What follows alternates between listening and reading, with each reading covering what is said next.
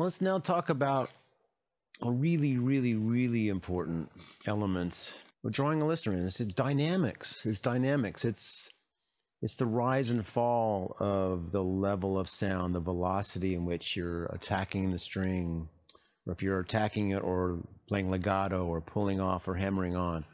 All these incredibly expressive ways of creating shape, because that, along with things that we'll talk about as far as creating narrative motifs and that type of thing, it's also the dynamic to get from point A to point B. If you're telling a story, right? You just don't want a straight line. You could have a straight line to go from here to there. That's going to be a very boring story. You know, if you played everything with the same, whatever, you know, if you played everything at the same dynamic, boy, it's going to be really hard to keep interest. It's like if somebody talked in a monotonic way and they spoke like this and there was no rise and fall of dynamic, you wouldn't be very interested in what I had to say. But, you know, you've got a lower part of your voice, you got a higher part of your voice, and you will do all these things with your dynamic to speak. And so we need to have the same part of, you know, when we're playing, to have that kind of dynamic, to really engage, you know, to really show that emotion, to draw the listener in.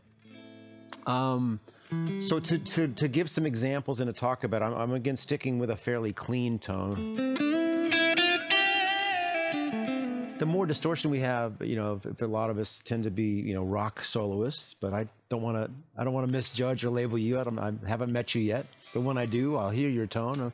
Okay, they got a high gain sound, and that's beautiful. But sometimes that's very compressed, and so you can have dynamics with a hot lead sound. I mean, of course, I can, you know.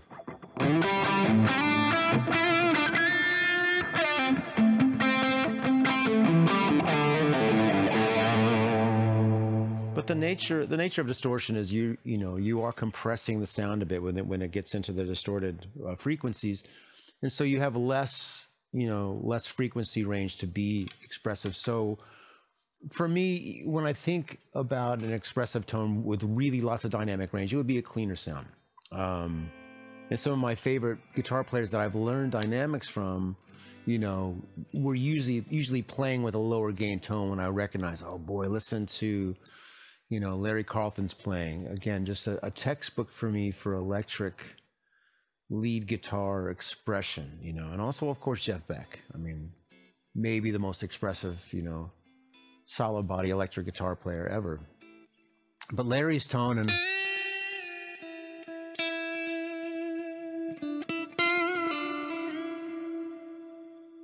how he attacked the string, how he would land the note. Somebody once said to me that I have 1,000 different ways of landing the same note. And I was very complimented by that, but I was like, I never thought of it like that. But it made sense once I realized that, you know, I can play that phrase so many different ways.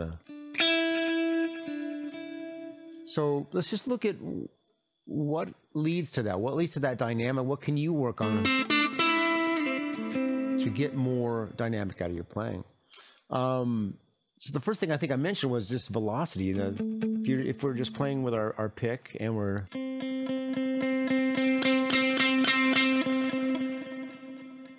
it's pretty incredible the range of volume and sound and tone you can get just out of how you're striking the string.